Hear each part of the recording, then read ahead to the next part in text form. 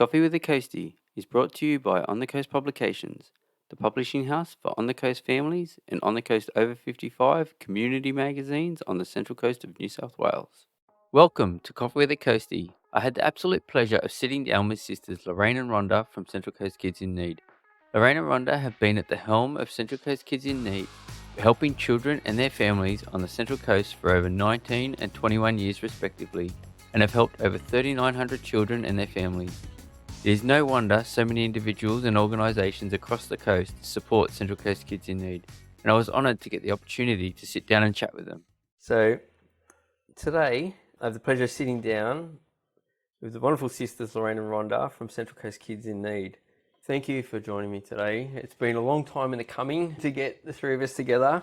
I spoke to Lorraine ages ago and said, yeah, we're going to meet. So we're finally here. So reading through the Q&As on your website, there's obviously a team of you and many other volunteers. Other volunteers talk about how their grandchildren or their own children were impacted directly because Central Coast Kids in Need helped them.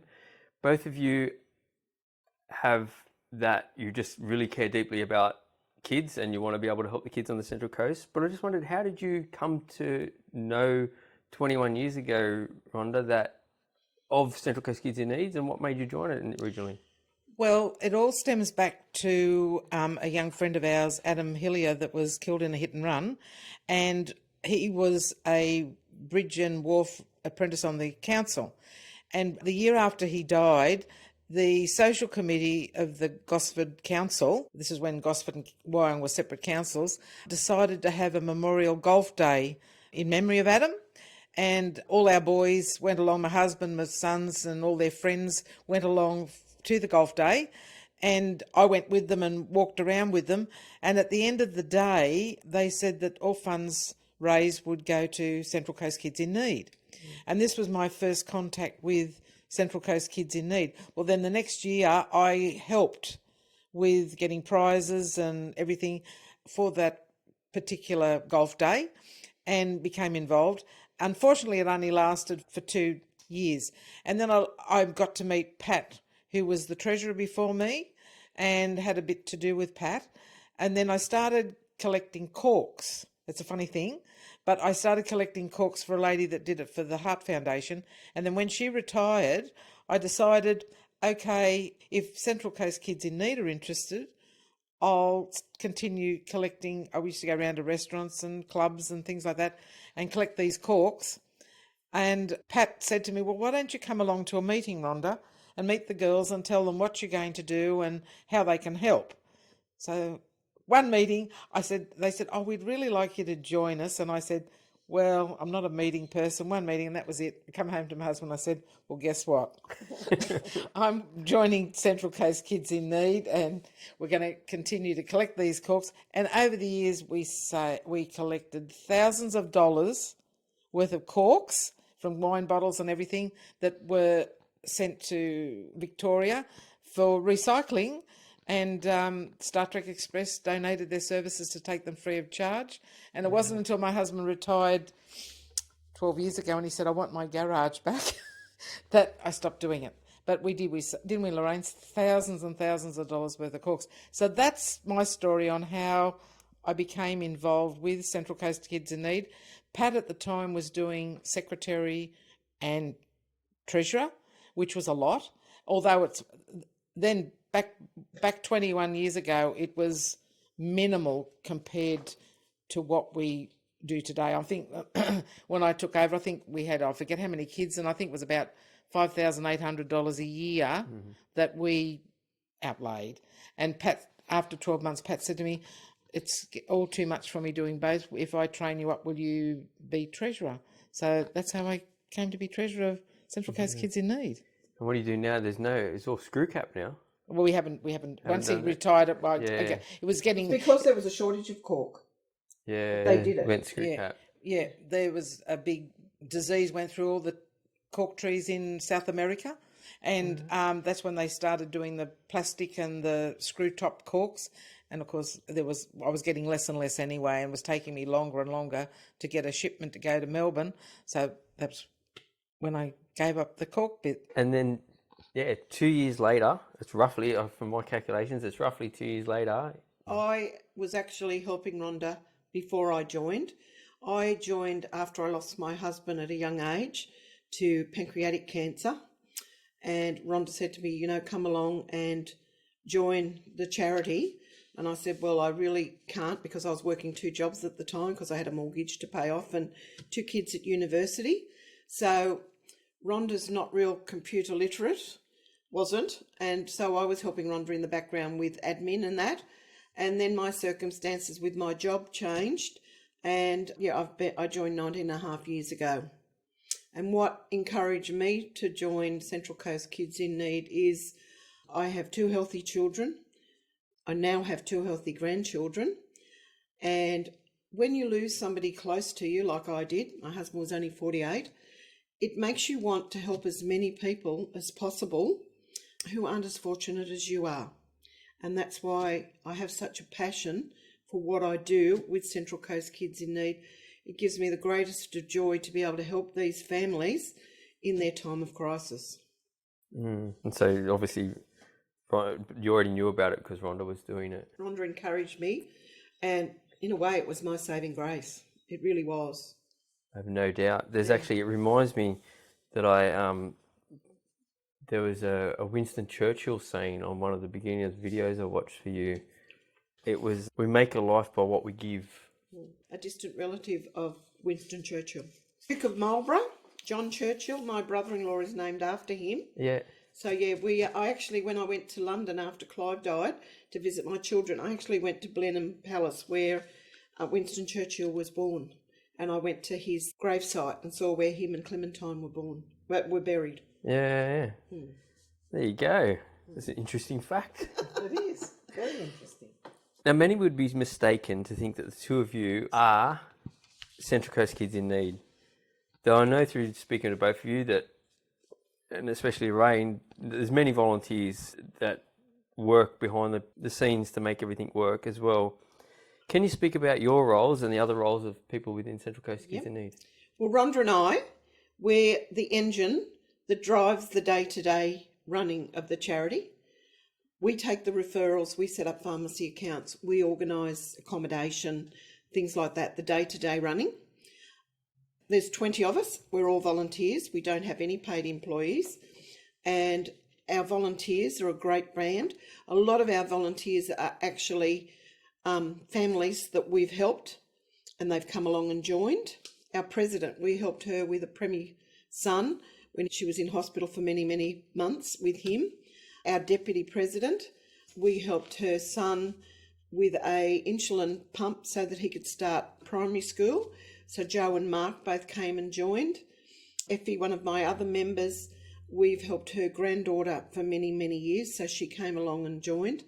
But people look at Rhonda and I as the face of Central Coast Kids in Need, but in the whole, we couldn't continue to do what we do without our wonderful group of volunteers. They empty the donation houses, they come to meetings, they come and help wrap Christmas presents. Anything I ask them to do, they're always there. So we are a team, and I suppose you could say Rhonda and I are the team leaders. That's a good way to put it. And definitely the face, if you ever see a picture of Central Coast Kids in Need anywhere, it's your 2 lovely faces. Would you like to add anything to that, Rhonda? No, not really. As Lorraine was saying, our group of, and we all get on really well together, which is a big thing. In the past, when I first came into the throng of things, it was shocking. The people that actually started the organisation, it became quite nasty. They didn't want to do the work anymore, but they still wanted to have the control, and they really turned on Pat, who was our treasurer, secretary, whatever at the time, who had worked awfully hard to get them out of the red.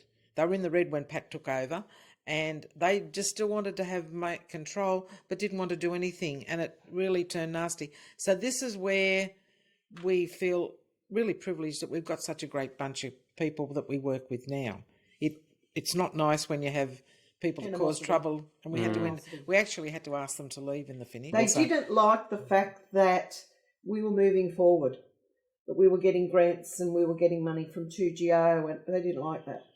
They wanted Where to else? keep it. How else are you meant to stay alive? Well, they wanted to keep it the way it was when Yeah, started. they still, as I said, they wanted to still have control, but they didn't want to do anything. They didn't want to, like, the lady that started was president. She resigned. Her sister was supposed to be secretary. Pat was doing all the work. What happened was they still wanted to have all the mail go to them at Canmore, and yet Pat and I lived around the corner from each other at Bateau Bay, and so we brought up at a meeting, why don't we change the post box to Bateau Bay so we've got access? Because Pat said, even for doing the BAS statement, they wouldn't do it regularly enough, and she'd be late with getting the BAS statement in because she didn't have all the paperwork. And she said you'd go there and they'd to their place for a meeting, and they'd have invoices in that fruit bowl and something else over in that fruit bowl. Didn't have a clue, and really took exception to the fact that Pat was so efficient in what she did, and it's a shame because they had all the right ideas in starting it, but didn't have a clue on how to run it. That brings back to, I read somewhere that it actually started in 1993 from a doctor or somebody in a lady got mentioned. It, is that Rhonda? There you go. And she was mentioned to by some of the doctors or the nurses. Said, "Hey, why don't you do That this?" was because she had a son with a tumour behind his eye, and there was no support for any Central Coast families, and they were a family that did it pretty tough. And they said try and start up this thing. But as I said, when Pat came, they called on Pat to come and help. Pat approached all the clubs, the radio station for 2GO, Give Me Five for Kids, and pulled them out of the red. They were they were trying to help people, but had all these bills to pay, no money to pay. And Pat did a fantastic job. She really did. And that's what I say. We're lucky. We've got such and we've had people come and go. We had a retired minister on our committee for a while. We had another lady that lost her daughter, who was our president for a while. And as I said, we've had really, really lovely people on our committee over the years, and it makes a difference. I'm sure it makes a huge difference that your sisters as well. Yeah. Oh, yeah. Yeah. Like at the forefront, mate. Yeah. Like, because I think it was at Bendigo Bank, or it was one of those videos I watched where you were like, "Oh yeah, don't worry, we clash heads every now and then." We do. But your sisters, so you're going to get through that, and you're going to move on, and you're here for a better cause. I'm the one that keeps her on the straight and narrow with the legalities. She'll say, "Oh, can't we do this?" I say, "No, we've got to stick to our constitution and do what we've got to do. As hard as it is, that's what we have to do. We can't risk our fundraising authority to be a little bit flexible for, somebody that tugs at our heart." You got someone keeping you in line then, Rhonda, is that what Lorraine's saying? Yeah, that's right. Exactly right. Yes. Yeah. Could one of you share some of the many ways that Central Coast Kids in Need does support the children and families of the Central Coast? Our main thing is accommodation. When families have to go to Sydney or Newcastle hospitals, it's a big financial drain. Ronald McDonald House is our main port of call to try and get our families into, and that can be anything. That can range out at Randwick. It can be up to $120 a night. Westmead $65 a night. John Hunter is $45 a night. And when we can't get our families into the Ronald McDonald houses, we have to source out private accommodation at hotels, or a couple of times we've had to use lodges and things like that. That's our main thing.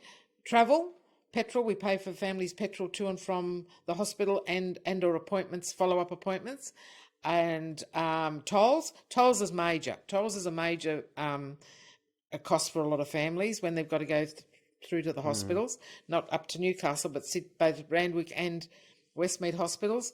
And also parking. Parking's huge. Out at Randwick, it can be up to $25 a day. And if you're down there for a month at a time with a child that's had a bone marrow transplant or something like that, parking's huge.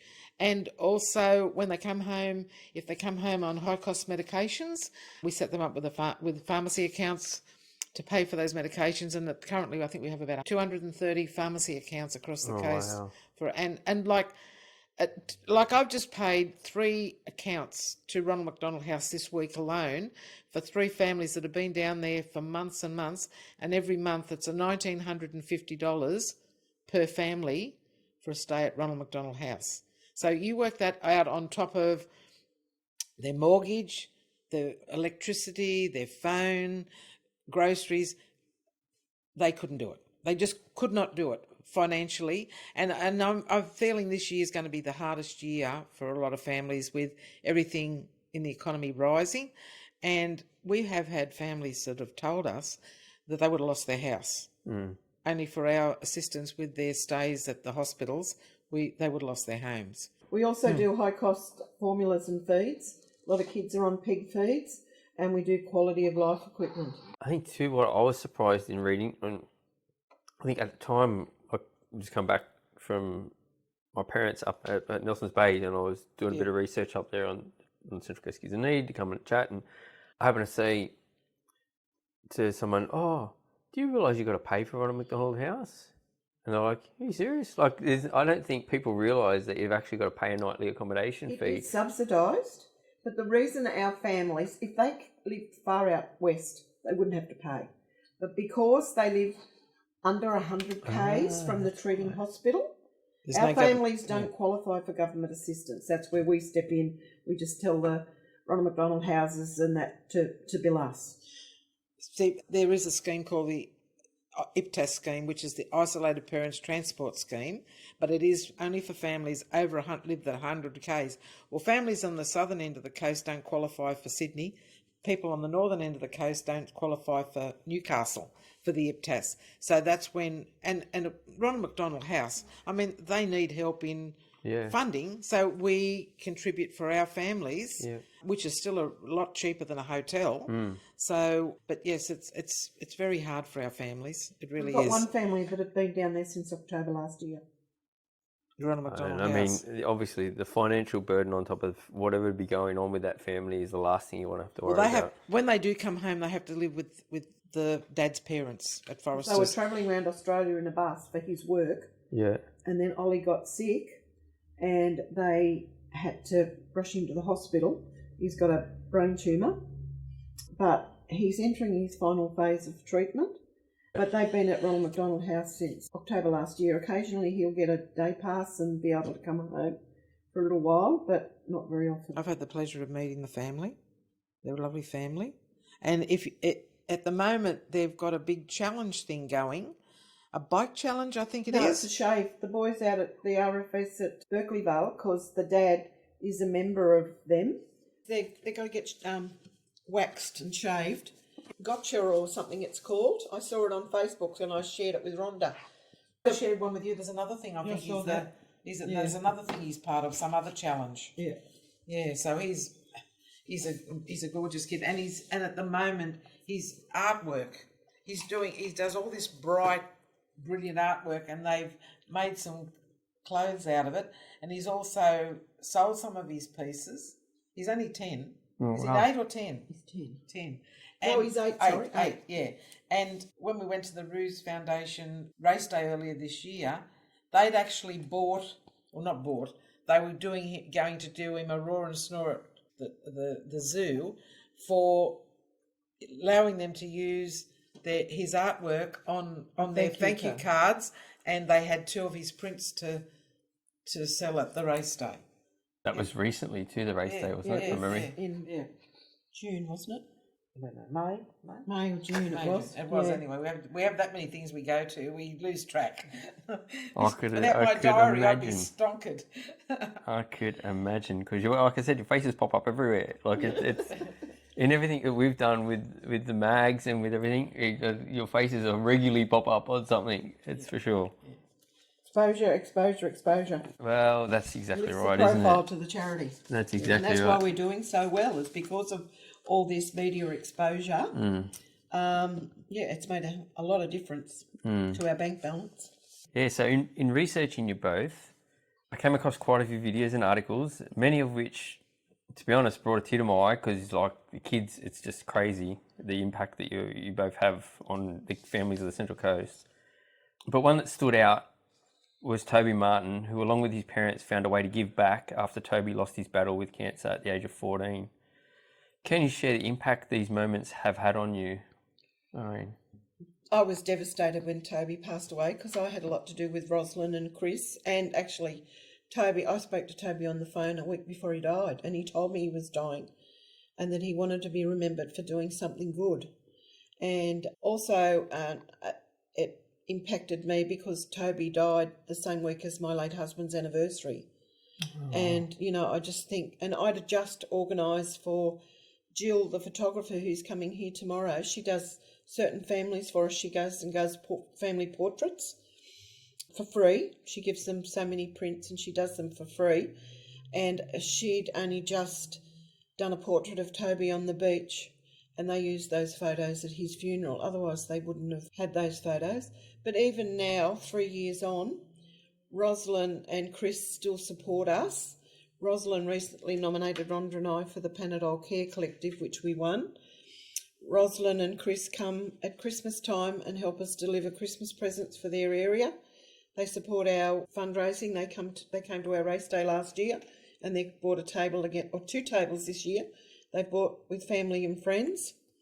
And Toby, actually, before he passed away, he was given a cricket jersey by the Australian cricket team. It was signed and everything because he loved his cricket, loved sport.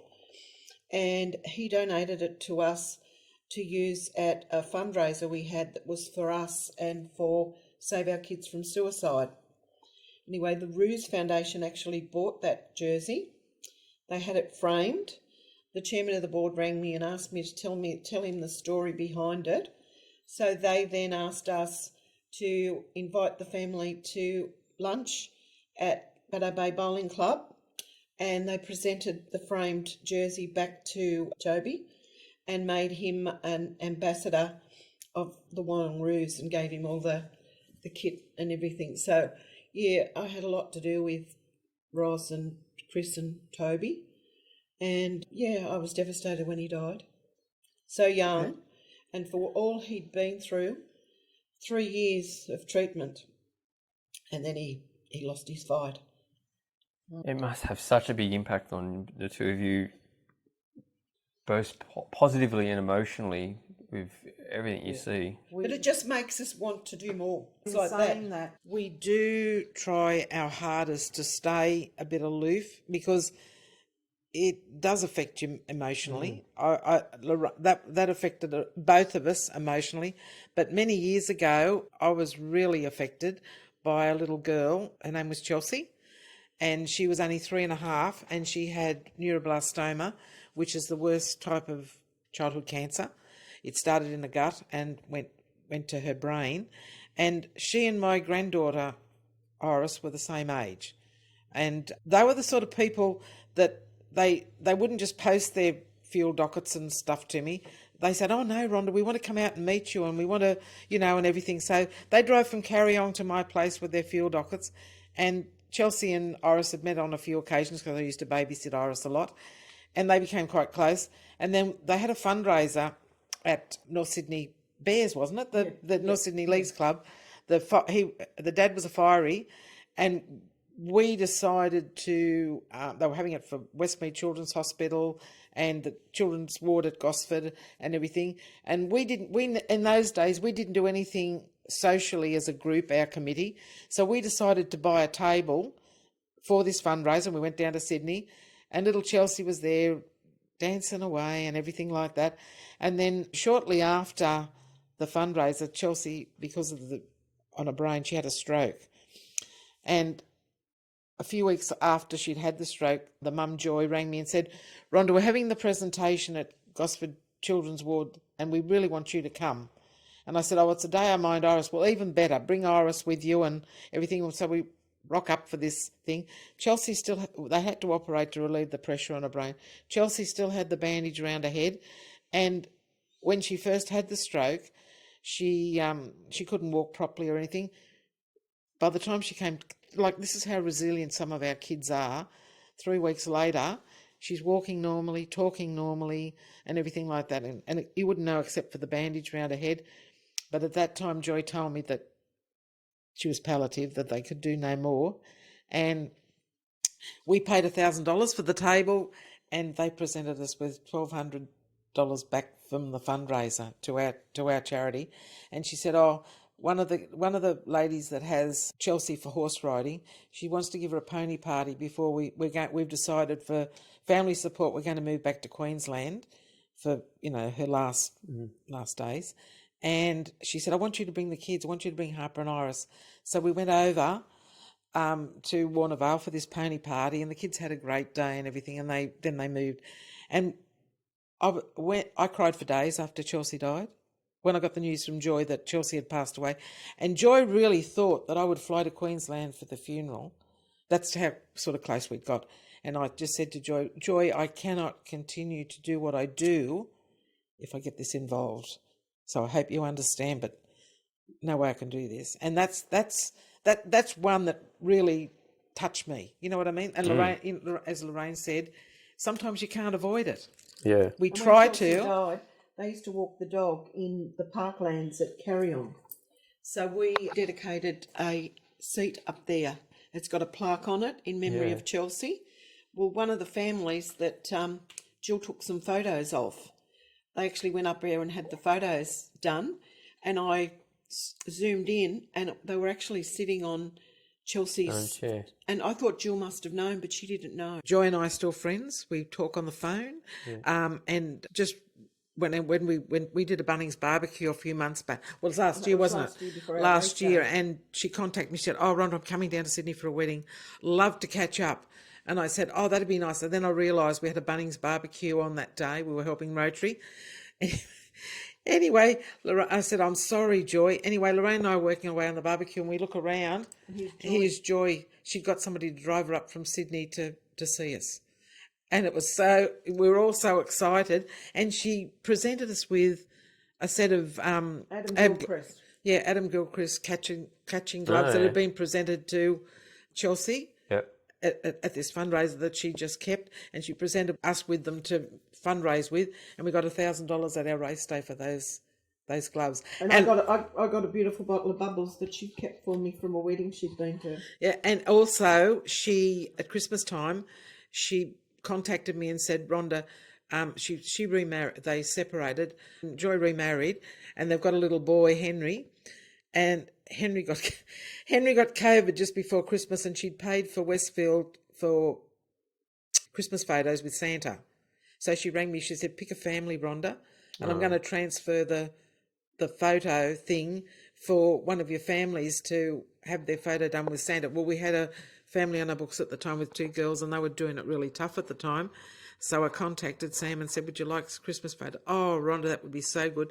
In the meantime, Henry proves negative, so she paid for it anyway. She paid for, and she said, "Every year I'm going to pay for a family to have their Christmas photos done." That's the sort of relationships we've built. Well, it goes to show the positive impact you have on families. Respect for us.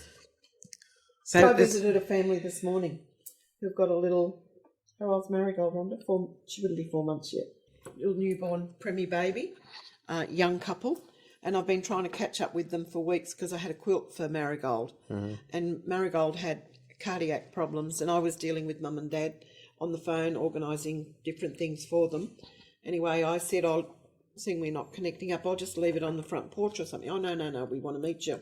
So I got to meet her and had cuddles with her today and got a photo, and moments like that are just gold. Gee, I seen a photo, Lorraine, of yourself holding a baby that was all... she was in hospital. You must have gone and visited her in hospital potentially, because I know there was a photo, or maybe it wasn't. Maybe it was when she got home. It was a young baby, because the photo next to it was the baby all in like a humidity crib with all... Oh, that was Spencer. Spencer. Lorraine's got a real relationship with Spencer. Spencer's mum is my niece, our niece's best friend. Oh, and right. Bronte contacted me when Spencer got sick, in tears. "Only Rain, can you help Brittany?" And blah, blah, blah. Spencer's coming up to his second birthday at the end of this month, but I meet up with Brittany quite regularly and Spencer for coffee. Yeah. And he's mad about the Wiggles, and we had some books and stuff given to us, and there was a Wiggles CD, and Rhonda said, "Here, you might want this for Spencer." Well, all he wants to do now, Loz Wiggles, he says to his mum. So yeah, I'm very close to little Spencer. Yeah. But it's hard sometimes not to, but if anything happened to him, I'd just be devastated. Well, I said to Lorraine at the time, she said, "Oh, we've been invited to Spencer's birthday, and I said, no, I am not. I said, no, I'm not getting that involved again. I said, no, I love what I do. I really love what I do, but I don't want to get that involved. You know, I really don't. It's too hard. It's too Yeah, hard. I could imagine. I could It imagine. is. Like It really I think, is. like I said to you before we even started recording, like in watching everything and the impact you have, like I'm like, how do you do it? Like, Yeah. and you couldn't if you got too involved all the time, you'd be unable to help. Yeah. And Well, anybody, we just recently lost a 14-year-old boy on our books, and we had a fair bit to do. Only on the phone. I've never met the nan, but Yeah. the nan was doing all the. The Nan's raised him. No, the mum was in the back in the picture, but we don't know the full story. But Nan has done all the trips to Westmead with him, Yeah. and seen him through all the hard times and everything like that. The hard thing for me was knowing how tough, like the Nan's been doing it on a pension, and most weeks we had to do a direct deposit to give her enough money to get down for the next appointment, and it was, and I felt so sorry for this lady, and I said, Lorraine, it's going to be hard, but we've got a funeral company, Bowden's Family Funerals, that have done several of our They kids. did Toby's funeral. I didn't realise that they've done several of our families. And do it for minimal, like, and like if they want cars, well, they've got to pay for cars. But the funeral itself, they do for nothing. And the hard part was when the nan told us that her grandson was going to pass. I said, Lorraine, well, I've got to tell her. They got no money, and having to tell her about Bowden's Family Funerals will help. But I rang Anita and told her she might get the lady that runs Bowden's and said you might get a phone call. Things like this is hard, you know what I mean? But you know you've got to do it because you know they need that help. yeah, definitely. So I still don't know to now whether they did or not, who did the funeral. So yeah, things like that. Yeah. And I've had to do it with a few families, haven't I, Lorraine? Ring them and say to them, you know, it's going to save you money. It's horrible to think about something like this, but it's important. Yeah, that's that right. you keep this in the back of your mind for when the time does come. Yeah. Because we usually Should it get come. notified that they are going to, they are palliative. Yeah. So. Yeah. What about another one we got involved with was a young girl by the name of Angel. Oh, yeah. And I got first meet her when we delivered Christmas presents to the whole family, and Angel had a brain tumour. And before she died, we saw on Facebook where the parents had put up a thing saying that Angel had all these a bucket list of all these things she wanted to do. So I said to Lorraine, let's see what we can do. Let's see what we can get. So how many things? 16 of her bucket lists we got. She wanted. Wow. We met the family. They came. We took them to Baddo Bay Bowling Club for dinner, and Lorraine had done it all up in a book for her and a journal that she could sort of keep track of what the things that she was going to do. A week later she died. Before she got to do not one of her bucket lists. There was skydiving. There was Glenworth Valley quad biking. A facial up at Magenta Shores. It was with a mum and deep sea fishing. Fishing with a dad. Tall ships in Sydney. There was so much that she was so. But I said to the mum, or the mum actually said to me, Rhonda, to see the joy on her face, was really something. She had that anticipation. She was looking so forward to doing all these things, and she never got to do them. And then when she passed away, I said to Rhonda wanted to send flowers. I said, no, we're not going to send flowers. And then I found this beautiful angel. I collect angels, by the way. I found this beautiful angel that was like a sympathy angel, and we bought that and gave it to the family, and they said it meant so much to them getting that angel. I said to Rhonda, something they can keep, a plant or flowers, they die. Something that they can keep in memory of her. So that's what we did. Yeah. I'm the sentimental one of the two of us. Very sentimental about things like that. Yeah, I mean, it's just, I mean, the more I hear the stories that you do, it's just amazing. In one of the videos I watched, I heard a parent you have helped say that for a volunteer organisation, you're both always available to help. And I know you've both got kids and grandkids of your own. So I wondered, how do you maintain a balance between your personal life and in your commitment to Central Coast Kids in Need. All these young people that say, "Oh, but we're so busy, we're so busy." We all have busy lives. It's called time management. Time management is the big thing. You know, like when to like. I've got family that live so close by. We do family night every Wednesday night. I cook dinner. They all come for dinner. You've just got to separate the two. You've got to separate the two. Beginning of the month is a big time for me. I've got to do all my end of month stuff for the bookkeeper. Treasury stuff. Yeah, all the treasury stuff for the bookkeeper. Got to get that in order before I start the next month. And like the other night after the mulch, I came home and I had all these emails. I'd print a few off. Next thing I'd look, there'd be more come through. And I spent 3 hours straight after the mulch weekend just trying to make a start on the pharmacy accounts for the month. The beginning of the month for me is huge. It sort of settles down a little bit as the month goes on, but you just manage your time. And I think the fact that you love what you do is the big thing. You've got to love what you do. If it becomes a chore, it's time to give it away. But no, you've got to separate your family time. I do a lot of babysitting. I've got a son and daughter-in-law that have got an 8-year-old and a 3-year-old, and they both got their own businesses. So I usually do a couple of days a week babysitting, which I love, and it gets you back to normality. And so yeah, that's how you do it. Time management's the go. And I'm a person that does like to be busy. I like to know. be. Well, I get bored very easily. I've been told that you're a very, very active grandmother. Well, me, like Rhonda, I'm a hands-on grandmother. Yeah. But I do, distance the two. I do school pickups and babysitting and stuff. But I've always been a hands-on grandmother. When I was working, Rhonda actually looked after my granddaughter a couple of days a week, afternoons a week, till I got home from work, so that my daughter-in-law could go back to work.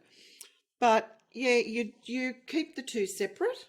It is a busy time with phone calls and everything, and my grandkids understand. One's 8 and one's 11, and they know what Nana does. Like I've got the 8-year-old, if she's got something she doesn't want to wear anymore, she'll tell her mother to give it to Nana for the sick kids. And at Christmas time, I've always involved them in our Christmas gift appeal, and they come with me. Yeah. And Rhonda started last year, her eldest grandson went to deliver presents, and it teaches them that there's people less fortunate than them. I'm teaching my grandchildren community values, and hopefully they'll follow in my footsteps and be as giving and as caring.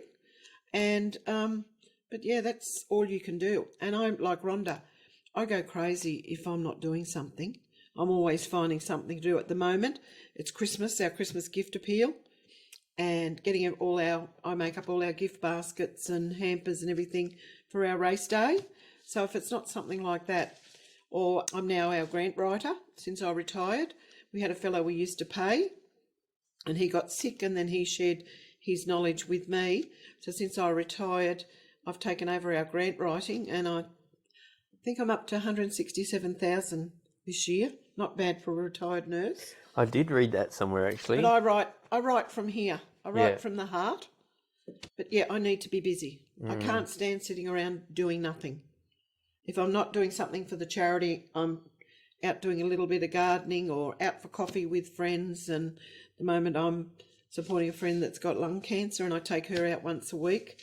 And I'm going to take her away for a few days after our race day for her birthday up to Nelson's Bay. I think I told you on the weekend. You did when we were talking while I was up there. Yeah. So that's, But no, without the charity, I don't know what I'd do with my time. As Rhonda, I think, said, obviously you're both very passionate about it, so it's nothing to give that amount of time that you do to doing anything and everything that's involved. Yep. Like a lot of people say to us, you do so much for the community, and where would a lot of families be? But we get as much out of this as we put into. We have met some beautiful people over the years. We used to be tied up with New South Wales Kids in Need. We were chosen to be one of 6 charities with a group that they formed, a group of businessmen's idea it was to form this New South Wales Kids in Need. There was muscular dystrophy, there was the burns unit at Westmead Children's Hospital, there was a Bear Cottage, a Duke of Edinburgh Awards for disadvantaged kids, and Shine for Kids with parents that were incarcerated, and then us. And we were the only volunteer organisation. All the others had paid CEOs and everything like that, and they chose us to be part of these 6. An ex-politician started the idea, and for how many years did we have it? 3 or 4? 5 years. They used to have what they called the biggest open day, and the Navy, the Army, the Air Force, the Fireys, the Mounted Police all came on board and would invite kids into their facility for a gold coin donation, and it all culminated at the end with a cocktail party at Kirribilli House with the current Prime Minister. So we've got to meet so many lovely people, and we were Chris and Mrs. Personalities. We were the meet we were and the I'm meet and not greets. surprised. We I'm were the not meet and greets at the door at I the met- Kirribilli House. I met 4 different... Perfect way to be me to the I degree. met 4 different Prime Ministers. You met 3, didn't you? 3, Rhonda? yeah, I met 3. Tony Abbott, Johnny Howard. Johnny Howard, Oh, so Malcolm we go back a Turnbull. bit. No, you met 4, and I met 3. Malcolm Yeah. Turnbull, and Scott Morrison. Scott Morrison was the most beautiful man. We even met the family dog. Yeah, but that's what I say. We've got as much out of it as we With put those in functions, we met so much high society. We actually had Alan Jones was the MC. Oh, yeah. And then there was one year that Alan Jones couldn't do it when he had his back surgery, so Tim Fordham took over for him. Ben Fordham. And one of the guys on the committee with us, he had muscular dystrophy, and we were talking to him, and it had been just after a big trivia night we'd had, and we were telling him how successful it was and everything, and he called Ben Fordham over, and he said, oh, these ladies, you want to meet them, blah, blah, blah, and he told him about what we did and how much we raised. So he said, when I go back on the stage, girls, stay close by. Anyway, he got us up on stage and did this big spiel about what we did, and when we got off the stage, Mark Ferguson from Channel 7 came over and asked if he could have his photo taken with us. And that's one of my treasured photos. It's so nice. We have met so many beautiful people and been so many wonderful places.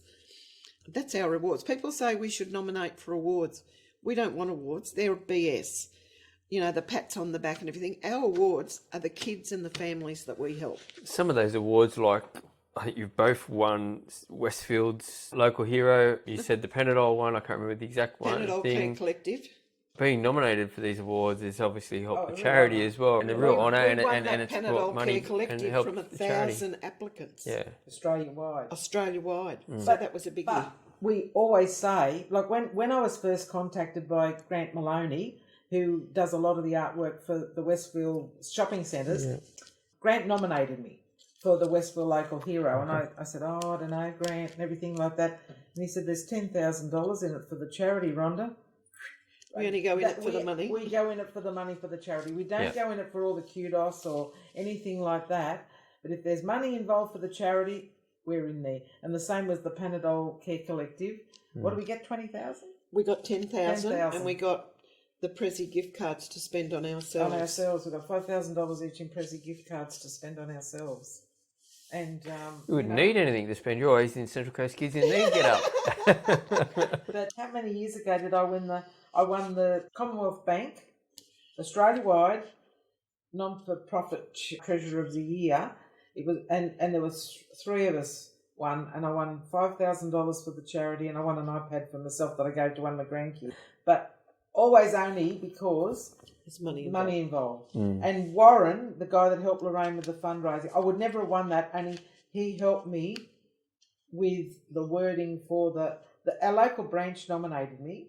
And I said, I don't know, Anyway, he helped me with the wording and the application, and there were 3 women. 2 were paid employees of charities, and I was the only one that wasn't a paid employee. Rhonda was actually presented with her prize by Gladys Barajiklian, the treasurer at the time. We had the pleasure of having a morning tea with Gladys and Adam Crouch at Wambarrel Surf Club before all that rubbish went on. She's a beautiful lady. She was very Yeah. nice. She was very nice. Yeah, we had the big function down at Commonwealth Bank headquarters in Sydney, and Gladys was the presenter of the awards. Yeah. So quite an honour.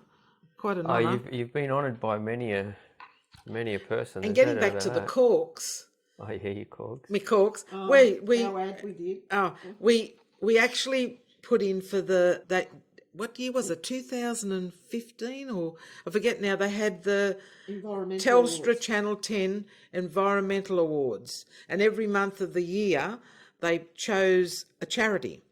So we put in for our recycling because we used to have another chap that used to crush all the cans and go around to the hotels and get cans, and I did the recycling of the corks and everything like that. So we put in for our recycling program and everything like that, and we were nominated for the month of July, and we had to go down to Channel 10 studios, all had our makeup done and the whole bit and everything like All to lay on the ground. all and on look up at the sky. And it was for the month of July, we were featured on Channel 10 for the Telstra Channel 10 Awards, and it was great. We had so much fun. Yeah. You know, it was really good And fun. that current affair one we did with Simon Boda about Toby, that was a great experience. He is the best interviewer. Yeah. And then Sky Hull, a local. I beg to differ. I think Sky Hull. Yeah, I met Sky made interviewing so easy.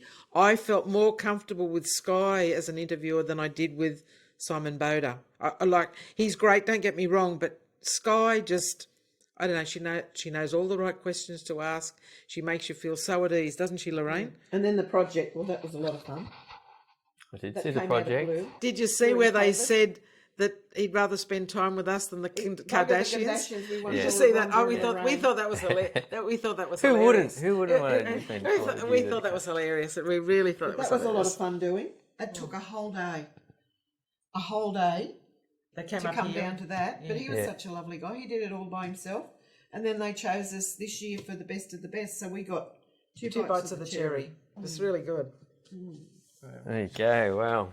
Over the past 18 years, I believe it is, Central Coast Kids in Needs outlaid in excess of $4.7 million and assisted over 3,900 Central Coast families.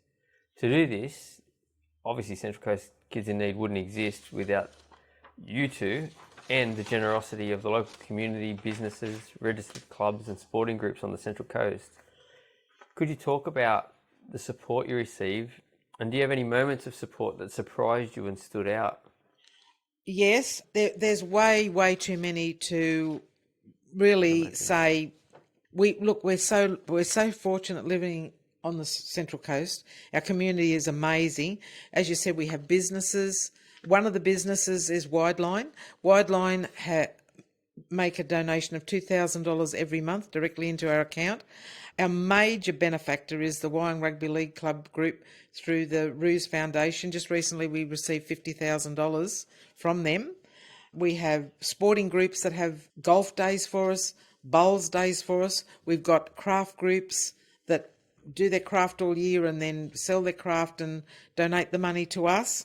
One of them just recently that was major, to me anyway, and it meant a lot because there was a foundation called the Sue Suitors Ovarian Cancer Foundation, and her friends all got together and formed this after she passed away with ovarian cancer, and they've wound up just recently, and her grandson Finn is actually on our books, and the family presented us with over $2,500, $20,688. So that came out of the blue. Also this year, Mingara Carols chose us to be the beneficiaries for the carols, and the fabulous thing about that was we got over $10,500 from that, but it led to other prospects, which was one of them was Woolworths on the coast from Yamina to Lake Munmora. The Woolworths stores worked for us for the whole year. They had a 10-pin bowling night, they had a trivia night, and presented us with the funds from that, which was out of the blue. Another one out of the, over $10,000, another one out of the blue. And you met us down at the Avoca Royal Fire Service thing, where they did a calendar and raised $23,600 from the sale of that calendar. So things like this A huge, and they're just a few. And also, we've got one foundation, the Cecilia Kilcarey Foundation, who we've received funds, and just recently we got $46,000 from that charitable fund. They've been funding us for over 10 years, and when I wrote the grant away, I asked for 46,000, and we only got 15,000, and then the administration person passed away and somebody else new came in, and during COVID we didn't get any money from them, and they contacted us and said they wanted to grant the full grant, which was $46,000, so we got another 31,000. Well, that's good. Also, I'd like to mention the Hoteliers Association. 2 years in a row now, they've held their golf day for us. Great bunch of people. We've had the pleasure of going. During COVID, we couldn't go to last year's one, but Lorraine and I both were invited to dinner with them at the end of the day. And this year, they raised $38,000. Now, they'd worked for the big high-up cancer councils and all these others over the year, but we really appeal to them because any money comes in, they know goes out. No paid employees, no CEOs, no company cars, no rents to pay. And this is where we've been very fortunate with our contacts that we're appealing more and more to the corporate world for this fact, for that reason. And I've got to be honest, at the beginning of COVID, I said to Lorraine, well, I'm really concerned how we're going to go. We've got no fundraising capacity. We can't do this, we can't do that. And I said, I think we're going to struggle. But our Central Coast community was so generous all through COVID that we needn't worry at all, that it's been fabulous. We only had to dip into our term deposits once during COVID. Because this gentleman, Warren Price, that I talk about 12 years ago now, he talked to us. His business was called The Fundraiser's Friend, and he was certainly our friend. And every time I write a grant, I look up to him and say, help me, look over me. And I always mention Warren at grant presentations we go to, because he's helped so many organisations here on the coast. But Warren said to us, when you're applying for grants, it looks good if you've got operational reserves. So he talked us and he helped us set up a foundation. So Rhonda, myself and Louise, our president, are directors of the Kindred Foundation. And we've got investments that if all the funding dried up, we could probably go 18 months or 2 years. We've got enough money invested. God, you've done amazing. To think that you mentioned earlier that it was in the red basically when you took over, and to think you've brought the two of you, I assume, with the help of other volunteers, but I'm going to say with the two of you it wouldn't be possible, have gone to bring it to that. 35 families 18 years ago to over 350 families last year. Yeah, It's a lot of families. I'll give you for an instance, like this year we're only 3.5 months into the new financial year. We already have 260 sick kids on our books, and we've already outlaid $153,492. So it's going to be massive. I think it's going to be one of our biggest years when you think 3.5 months in, and that's how much we've outlaid already. Scary. It is scary. It is scary. It's scary in the fact that there's so many sick kids out there, and I think because of the economy and people that would normally say, "Oh, we can," and we've had this over the years. We can do it. There's people more deserving than us. We blah blah blah. It's not going to be like that anymore because mortgages have gone up. Every utility's gone up. Groceries have gone up. So it's going to be massive. I think it's going to be a massive year. But I hope that local businesses can continue to support the way they do. Yeah. It was a couple of weeks ago. I had 9 referrals in 1 week. 9 referrals, which is a record for us. Yeah. It's not a good record to have. No, it's not. But there's more and more kids here on the Central Coast that are getting sick. But as I tell people when I make a speech, those families are so fortunate that, number one, they live on the Central Coast. Number 2, the Central Coast community is so generous. And number 3, they have us, because if they lived anywhere else, they wouldn't get that support. The only other one we know of Is and down Shoalhaven. we've only just found that out recently. Shoalhaven, the right. Shoalhaven area has a kids in need, and they're the at least in the state we're the only two. Yeah. But we don't know about Australia wide. But in our state, that's all there is. We've had people from Newcastle ring us and say, "Do you know of anywhere in our area that we can get help?" I assume you've got to draw a line somewhere and go, you fall into Newcastle, like, Yeah. you know. We've had the social workers send us referrals from Lake Macquarie. Well, they're not. We go from Waihee Point to Guandolen to Spencer, Dangar Island in the Hawkesbury. That's our area. Yeah. It's huge. It's a huge area. When you look at all, well, I had to send a list. I went on and Googled the list of all our suburbs to send down to the Ronald McDonald houses, so they know what families are in our area. Yeah. Yeah. It's interesting. And the community is one of the, like I mentioned to you before, so we've been on the Central Coast 5.5 years now, and community is massive. It's one of the reasons why we moved here, with young kids. Yeah, no, it's great. It's like, yeah, definitely. We're lucky, yeah. You also both run, so you talked about businesses running charity events throughout the year and donating money, but you also run some of your own charity events throughout the year. What are some of these events, and how can people potentially get involved in those events throughout the year? Well, at Christmas time, we do our Christmas gift appeal, Yep. where several businesses and clubs, etc., have wishing trees for us, and people in the community and businesses in the community donate presents. And this is, I'll show you a video later. This is Santa Central from the, probably, well, it's already started now. It's got Mrs. Claus here, that's why. Mrs. Claus, yeah. Probably from the end of November, there'll be a tent in my backyard, and it's just full on wrapping and packing, and we've got a great bunch of people, not only our volunteers, but people in the community that help deliver the Christmas presents. Last year, we were able to do 187 families, which equated to 401 kids. We don't only do the sick child, we do the siblings as well. We did 33 single mums last year. We did 8 nans, 2 dads and an auntie that's raising. We make sure we've got special gifts for them. And we did 35 hampers last year. The Ruse Foundation, they gave us 20 hampers, and then different places gave us stuff, and we made up more hampers.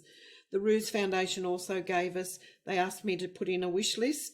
They gave us some gift vouchers for our mums to go in with their bag of stuff we make up. And they also gave us gift vouchers to go with each of the hampers.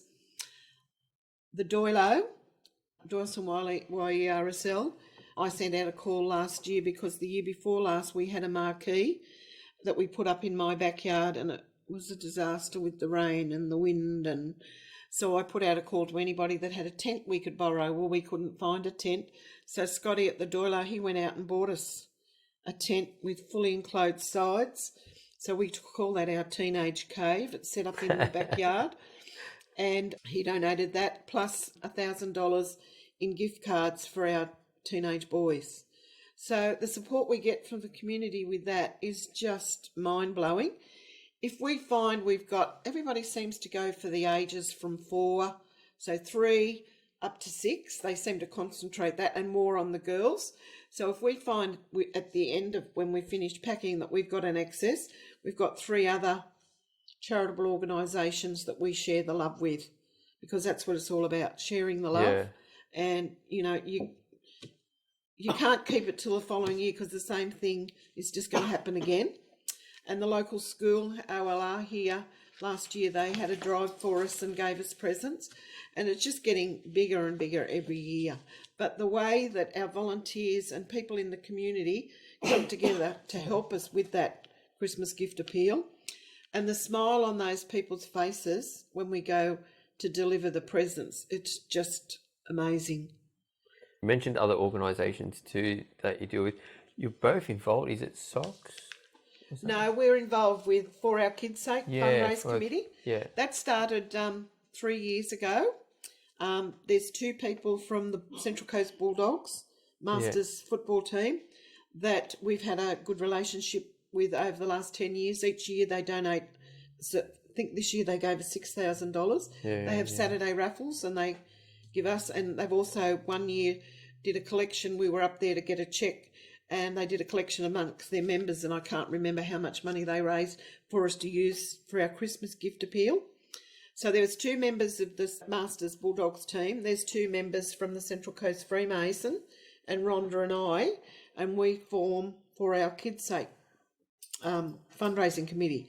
Well, 3 years ago we did a fundraiser with 2 from North Gosford Rotary were on it then. Yeah. We did it for us and Save Our Kids from Suicide. And we each got $11,000 from that fundraiser.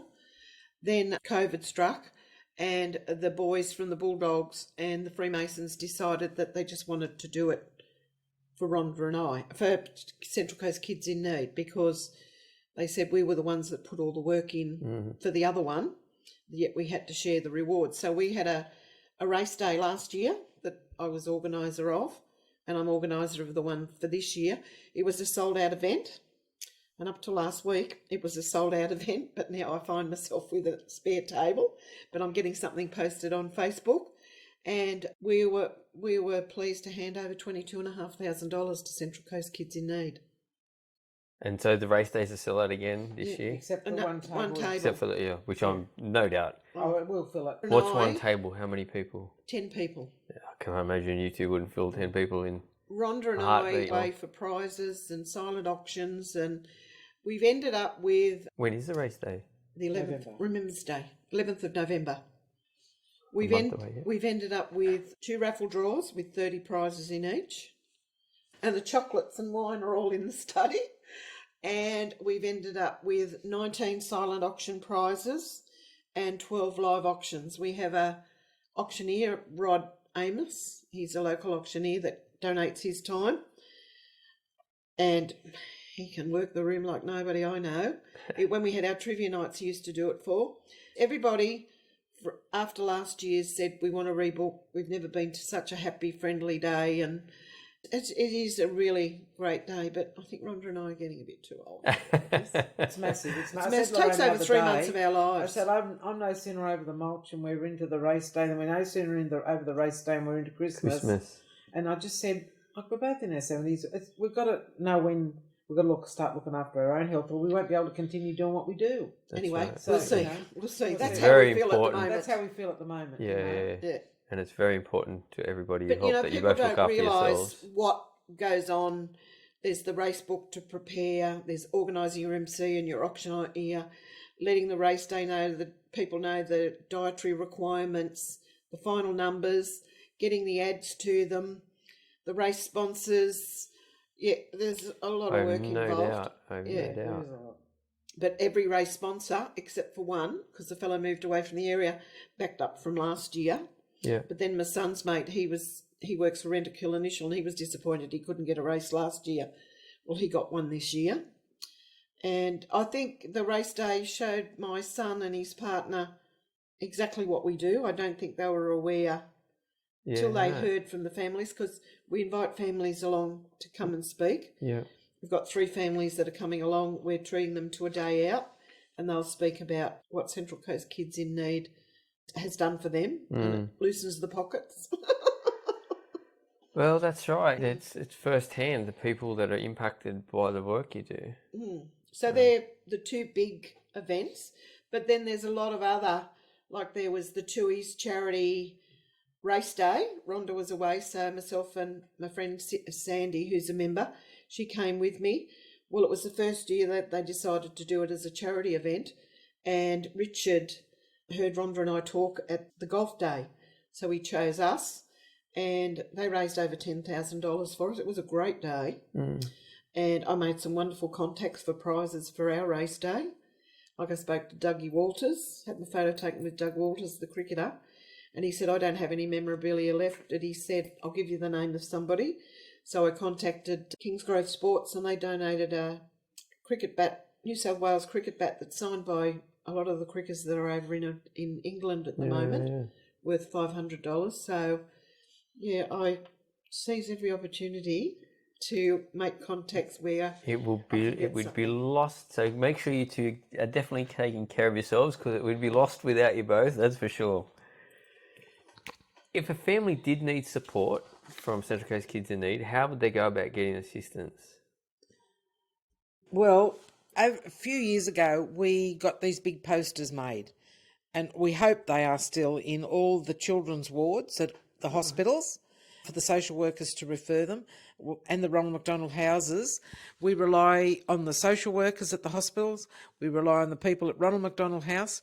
We have got a really good community paediatric team here on the Central Coast who are out and about in the field and mix and mingle with the sick kids here on the coast that they have to see on a regular basis. So they send us through a referral, introducing the family, and ask us to make contact with that family. And really a lot of word of mouth, really. You know, we did a big mail out, quite a few years ago. We should do that again. We did a really big mail out a few years ago to all the preschools and schools on the Central Coast, and said, if you hear of any child in your schooling community that needs help, if they're a sick child or anything, please pass on one of our brochures. That's mainly how families, a lot of the social workers do their jobs really well, and some of them really suck big time. They really do. Some of them exasperate you, you know. They tell the family, here's a list of whatever, go for it sort of thing. But, but most of them, we've got one really, really beautiful social worker down at Westmead, Diana, and she refers a lot of families our way. But she's also donated twice, 2 years in a row, $500 personally to our. She said, I so love the work you guys do and the difference.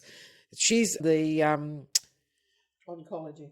No, she's the liver transplant unit coordinator. She does a lot of the kids that are down there for a long time that have had to have transplants and things. Yeah. And we've had a lot of kids over the years that she's had on her books that we have on our books. So that's our way of, how people come to know you. Yeah. Or if we see on the news, or if we hear, like I've got a friend that it's a paramedic, and he'll say to me, look, I took so-and-so to hospital, or we see something in the paper or on the news. So Rhonda and I, like hound dogs, we don't, we try and suss out the information. It's bloody amazing, there's no doubt about it. So we can help the families, because we don't want anybody to slip through the system. Yeah. Yeah.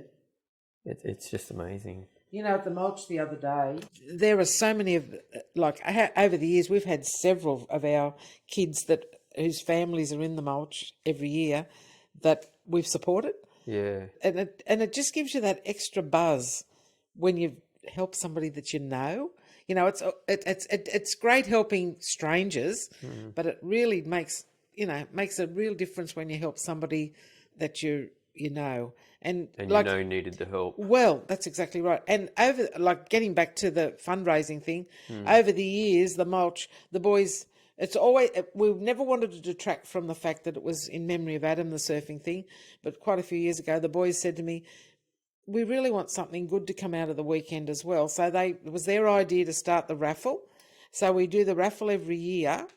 And over the past, I forget how many years now, the mulch has donated over $30,000 to the charity Through the raffle. Through the raffle. That's amazing. And I mean, we only 3 days over the weekend, and like this year, already I've put $1,300 in the bank from the raffle, and I only started selling them on the last day. I was too busy with the T-shirts and everything for the first couple of days, so it was only the last day, and Jamie kept spruiking it over the loudspeaker, and they set me up with a square reader that I've never used before, and it made such a difference. And I reckon I've still got over $1,000 to come, because with the square reader, it went into the account and it's got to be transferred. So $30,000 over a period and it's usually only the last day we start selling the raffle tickets, and all prizes are donated. And so it's so selling raffle good. tickets over the other 2 days next year. We'll have Lorraine. Lorraine will be up there next year, and she'll be. I offer to help her every year, but that's her baby. Yeah, that's I'm the fair. gopher. When she needs something over the weekend, I go and get Yeah. Lorraine, we're out of bread. Lorraine, I'm going to the party on Saturday night. You'll have to go and pick the bread rolls up from Baker's Delight for me. They were wonderful. They donated leftover bread and everything for Lorraine, our I've run out of raffle tickets. Can you drop them down? Yes, I that's, really that's thought when I She spoke rang to me, you. she said thought she needed another 20 loaves of bread, and Rhonda said, Cole yelled out, Auntie Rain's coming. So I just dropped the bread off and run. Yep. It's so good. If someone wanted to get involved in Central Coast Kids in Need, whether it be volunteering, creating an event, or individually donating, I know they're three completely different things, so maybe we can talk about all three individually, and maybe start with volunteering. If someone ever wanted to get involved in volunteering with Central Well, if Coast somebody Kids in wanted to Need. get involved in volunteering, they only have to contact Rhonda or myself. But most of the time, we're not hands-on enough for people. Yeah. A lot of people want more hands-on than what we are, because all we ask of our volunteers is to look after a couple of donation houses and empty them and bank the money and report to Rhonda. We have 3 meetings a year. We ask them to come to those, help with any charity events, and help with our Christmas gift wrapping. So that's how people can become a member. Gina from the Wyong Foundation, that I've formed a very good friendship with, she's actually joined Central Coast Kids in Need now, and she's helped us with some Bunnings barbecues, and she's just, this race day, without her help, she's just amazing how she helps me. Now I'm going to have a meeting with her on Thursday to set up the square reader on my tablet and to go over the stuff that she's lending me and donating and stuff like that. So that's what we ask of our volunteers, but we've had lots of people inquire, say, oh, we'll come to your next meeting, and then they think about it and we don't see them again. We've got a young fellow on our books that has been on our books for a number of years. He's got Crohn's disease, and his parents have wanted to come along and join. So they've actually now joined the charity. They've helped us with a couple of when the entrance Rotary are short-staffed because they're only a small group, they'll ask us to help them. And then they give us a share of whatever was, they work it out on an hourly rate. Well, Brett and Mel have helped with a couple of the Bunnings barbecues. The other ways, if they wanted to do a fundraiser, they'd only have to contact either one of us, and then we give them an authority to fundraise on our behalf. And we get a lot of people contact us, and we give them the authority to fundraise, but then we don't hear anything else. A lot we do. Yeah. But then, there's a large number that we don't. And I try to follow it up, but, they just keep saying, oh, yeah, it's going to happen this date. Well, Spencer's mum and another lady that we've helped her daughter with for a long time, they both work at the same preschool at Fountaindale. Well, they approached their boss about having a fundraiser for us. So Brittany and Kerry have organised that, and it's happening the Saturday before our race day, and they're going to have a family open day at the preschool and ask people to come along, gold coin donation. They're going to have raffles and jumping castles and things like that. A lot of the preschools have had fundraisers for us. There's a family that we've helped. We got to know them through Was Property Central at Long Jetty. They're now Ray White, and we helped with both their kids. Michael and Amanda both work there, and we helped with both their kids. And Ray White, they have a wishing tree for us there, and the presents that come from there are just over the moon. Well, their eldest is having a walkathon or something at his preschool for us. So this is how it sort of happens. Indirectly, they're volunteering their time. Just recently, I had a guy contact me. Through COVID, they set up this thing where they started having gaming days because they couldn't do other stuff. And just recently, they had their first fundraiser at Central Coast Leagues Club. Yep. And they had, we didn't know what to expect, did we? I thought they'd be this sort of gaming, but when I went, it was actually board games. Oh yeah, board games, and they raised nearly $1,800 from like Dungeons and Dragons and all that sort of stuff. Battle, some sort of battle thing, and it takes them all day to do this one thing, and the whole room was full with all these gamers, and it was their first one they'd done as a fundraiser. And Daniel, the organiser, was so delighted with the result, he reckons I'll do another one. He said that's cool. Interesting that it was board games too in this day and age, and not digital games. You should have seen these board games. They had Lazy Susans and they turned them around and I've never seen board games like them. No, I haven't either. And they had all these games donated, and that was the raffle prizes, and over $1,800 they raised on just in the day. Yeah. So it's it's just so good.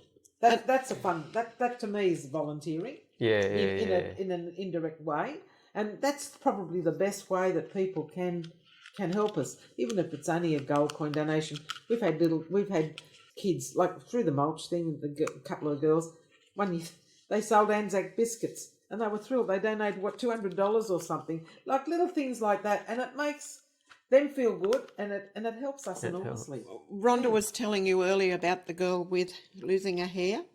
Oh yes, With and cancer. they were all going to shave their head. Anyway, her elder sister, Scarlett, is now making bracelets and selling them, and the proceeds are going to come to Central Coast Kids in Need. She's already up to $90, I think. Her mum sent me a photo of her with the basket of bracelets. She's doing them up in things like that. It's just beautiful. Yeah, it really is. It really is. It is. And when it comes to donating to Central Coast Kids in Need, people can donate through our website, but then that comes through PayPal, and PayPal takes a percentage. So the best way, if people want to donate, is to contact either Rhonda or myself, send us an email, and then we can send them our bank details and issue them with a receipt. Like a direct deposit is the best way to go about it. And like all these little things just make a huge difference. Like we had two ladies, a daughter and a mum, during COVID that made face masks, and sold them, didn't they, Lorraine? And gave us the money from them. And made them for kids on our books. And made for kids on our books as well. So, little things. What's been one of the most that stands out that you're like, oh, wow, like they did what? Is there one? And it could be like the mask one. Like there's more, not so much the amount, but it was like... I think... What's Colin's kids? Virgo's kids, what they did. And more, and I suppose especially that kids, like the kids that have gone and done stuff that... It wasn't a lot of money, but they went round... they were on holidays. They were camping, and they put on little things and everything like that. And it was not a lot of money, but they said, "Here, Rhonda, we raised this money for you." But I've got to be honest and say the biggest thing was Toby. Oh, yeah. Toby was that. What Toby did was just amazing, and $80,000 came from that. Like him saying, "I want to be remembered as something that has made a difference," and $80,000, like that to me, that will be forever. The Plus top of the pops for me. The jersey that he gave us, and that family just keeps on giving. But at his funeral we didn't go to his funeral. It was through COVID and everything like that. But on the stage thing, they had this pink cricket shirt. And I don't even remember the words, but they just touched you. They had these words on them. But he was given money. He went to the cricket, and he was given money to spend on whatever he wanted to. And because it was for charity, he spent that money and bought that jersey. That's things like that. Just amazing. A kid that knows he's not going to make it through cancer, and he's thinking about other people. And that to me, in that I think that to me is that'll take a lot of beating. Just even if they hadn't raised $80,000, the fact that he wanted to do it, he wanted to do it. Like and to me that's I've said to lots of people, wish there were more kids like Toby in the world that think of other people, not just themselves. I've actually showed that. We've spoken at a couple of schools, and I've actually showed that video from Current Affairs, and the kids have come up to me afterwards, and the teachers have said, "Thank you for doing that." It makes us realise that there's, people out there worse than us. Good kids in the world, Well, that's right, and we all need reminders sometimes. For sure. Brings me to my last question. Just getting to meet you both and coming and sitting down today. You mentioned already, Rhonda, you're both in your 70s. You've both got energy of 20-year-olds. Oh, no. Some days. So not every day. Some days. After the surfing thing the other day, I went, oh my God. You feel like you're as old as Methuselah. It takes, when you have 3 days straight like that, it does take it out of you. I've got to be honest. I can imagine. Yeah. Some days you feel really ancient. And then you got all those emails coming through the next day that your Yeah, treasurer and then, duties. bounce then back up again. But no, we go pretty good for 70-year-olds, I reckon. That's right. So what advice would you... Rhonda's older than me by 16 months. Ah, there you go. There you go. 16 months between us. So with that, what advice would you give to staying young at heart? Enjoy your grandchildren. My grandchildren keep me young. I never thought, after losing my husband at such a young age, that anything could bring me so much joy. But my grandchildren and my grandpuppy, my daughter has a puppy, my grandpuppy bring me so much joy. But the secret is stress less, live life to the fullest. My philosophy of life is live, love, laugh. And I'm the party girl. I like a wine. I like to do my cruising, but you have to have your downtime. You have to, like my downtime is meeting with friends for coffee or going out for lunch, or I go on a cruise. I have a friend that comes over maybe once a week, and we have Bubbles and Nibbles sitting out the back there, and that's your downtime. You need that. Otherwise, you'd fall in a heap. Yeah. And Rhonda? Well, what'll I say? I think, as Lorraine said, I've got 6 grandkids ranging from 25 down to 3, and definitely my grandchildren. I've babysat all my grandchildren in turn and loved every minute of it. And they do say kids keep you young, and I think that's right. And you know, this weekend with mixing and mingling, I get that many cuddles and that many hugs and that at the mulch weekend. You feel so, so loved. And that helps. That helps to keep you young too. The fact that young people don't mind mixing and mingling with an old girl, and you think, oh, gee, this is special. And my husband and I enjoy our holidays. As Lorraine said, you've got to have your downtime. We've done a bit of travelling and things like, not cruising like Lorraine. I'm not into cruising. It doesn't do it for me. But we do love our holidays, and I think that's what it's all about. And living life and making the most of your life. Not sitting around feeling sorry for yourself and malingering along the way. Just get out there and do it. Not well as me. There's people a lot worse out there that are doing it tough. So get your act together and just do it. Do it, yeah. That's exactly right. You say, I know another lovely gentleman that I've interviewed, John Wall, mentioned getting around that young energy. Like getting, as you say, these young people, getting around that young energy can rub off. It does. It definitely does. As I said, as knackered as I was at the weekend, I wouldn't miss that for anything. It's just really special. Yeah. And it took me a couple of days to recover, and I did feel pretty ancient after it, but I thought, this is all worth it and everything. And like Lorraine and I are saying, we don't know whether we'll do the race day again next year. We just got to wait and see how it all pans out, how we feel after it, because like we used to do this massive trivia night for years. We did it at Mingara, we did it at Diggers at the entrance, and we'd have 300 odd people, wouldn't we? We'd have 300 odd people at a trivia night. And our last one we did, we raised $36,000. Wow. But it was too much. It just got... We lost our mum that year. Rhonda had a... I had a heart turn and had to have a pacemaker just weeks out from our trivia night. Oh, wow. And I just said, Lorraine, I think we've got to call it quits. I mean, we've got to know when enough's enough. We worked for months and months on that. It was bigger than the race day. It was huge. It really was huge, wasn't it, Lorraine? Mm. And same thing. We did most of the getting the prizes. And the girls were marvellous on the day, or on the night at least, and leading up to it, getting it organised. But you've got to know when enough's enough. Otherwise, you burn yourself out and you're no good to anybody. Mm. So, When was your last trivia night? Mum's been gone 7 years, hasn't she? No, not that long. 6 years. But how long have I since I had my pacemaker? 6 years. I've been retired 6 years, so... Be 5 years, I reckon. Yeah. About 5 years since we had a trivia night. But another thing that, like our race day last year, Rosalind, we'd found out about winning the Panadol Collective and it hadn't been announced, so I asked Rosalind to announce it at our race day, which she did, and it still brings me to tears.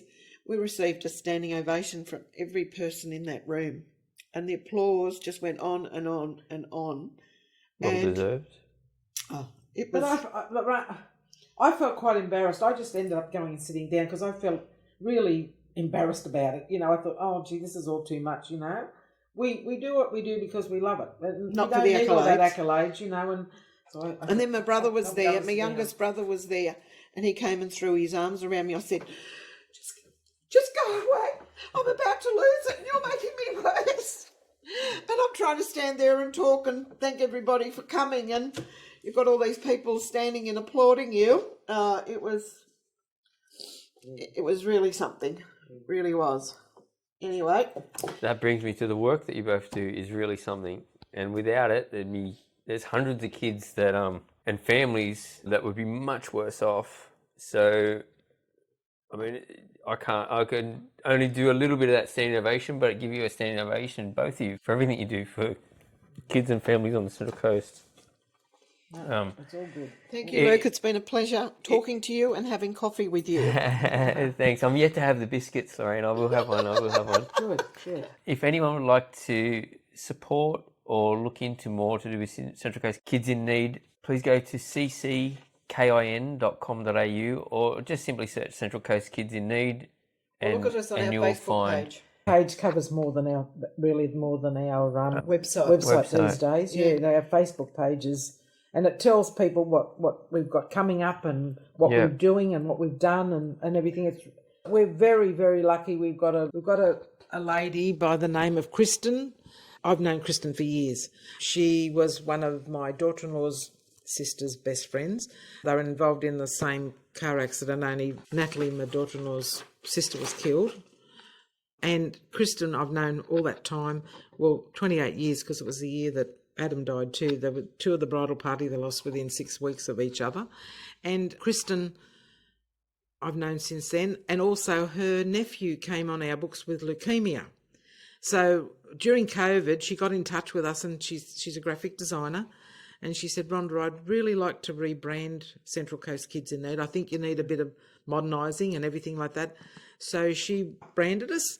She did our Facebook page. She did our website and everything like that. And all our stationery heads and everything like that. And she now does we had trouble with our Facebook page. Our guy that was doing it got hacked and he couldn't seem to get back in. So Kristen took over our Facebook page, and she does an amazing job with our posts now. Takes her a little while, but she gets there, and she does beautiful work. So, if we get a chance, we thank Kristen as much as we can, because she definitely made a difference to our charity, didn't she, Lorraine? We were against social the media rebranding because I just love this. Is that it's like a heart? Yes. Yeah, the heart logo. I did notice that. Kristen did all that for us for no charge during COVID. She said, something I really want to do. And, she said, you made such a difference to my nephew, his family, when he was going through chemo for his leukemia. Yeah. So, people like that, they're precious. They really are precious to us, because they give up their time. She's a busy lady. She's got 2 kids. She's got a job, but she still takes the time to do what we wanted to do. Yeah. That's good. Really good. So look at the Central Coast Kids in Need Facebook page. Facebook page or Instagram. Facebook, I think, hits more people in the face than Instagram. I don't know. Just 2 demographics. Yeah. Well, the point is they can look at all of it on Facebook, whereas Instagram, you see one posting and it's gone. I think Facebook's in your face more. And you can share it. Yeah, that's the thing. Very good. Thank you. Well, thank you for both, time, Luke. Rhonda and Lorraine. Thank you for your time. That's really, really nice of you to come and give up your time for us. Coffee with the Coastie is brought to you by On the Coast Publications, the publishing house for On the Coast families and On the Coast over 55 community magazines on the Central Coast of New South Wales.